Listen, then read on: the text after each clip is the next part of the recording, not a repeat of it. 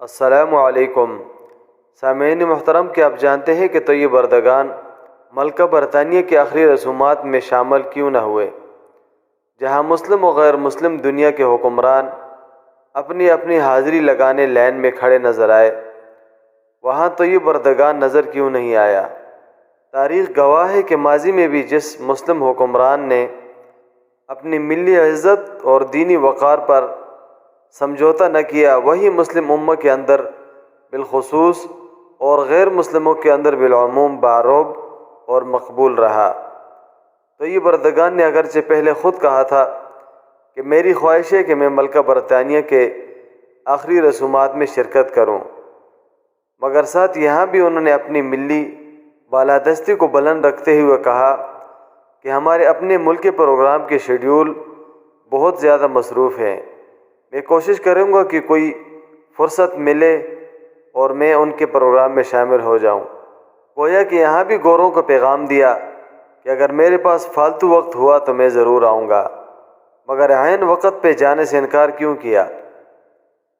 سفارتی پروٹوکول کے مطابق کسی ملک کے سربراہ کے دورہ سے قبل دونوں ممالک اس دورے کی تفصیلات ایک دوسرے کے ساتھ شیئر کرتے ہیں۔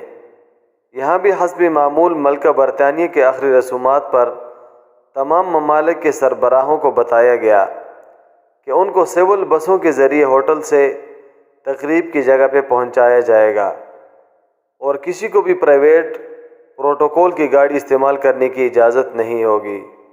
جب اس کا پتہ طیب اردگان کو چلا تو انہوں نے جانے سے معذرت کر لی اور ترکی کی طرف سے نمائندگی کے لیے ترک وزیر خارجہ کو بھیجا۔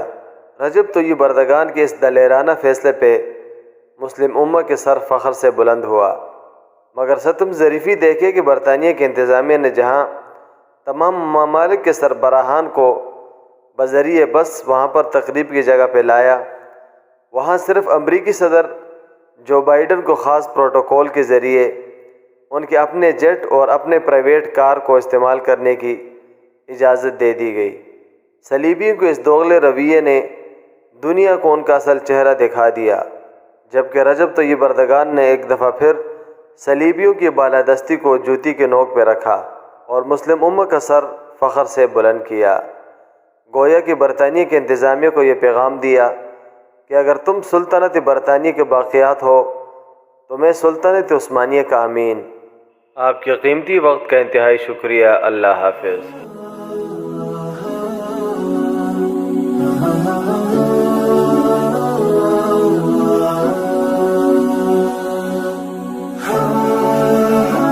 سبسکرائب کے بٹن پہ کلک کریں، بیل کے آئیکن پہ کلک کیجئے تاکہ ہر نئی ویڈیو کی نوٹیفیکیشن آپ کو مل جائے۔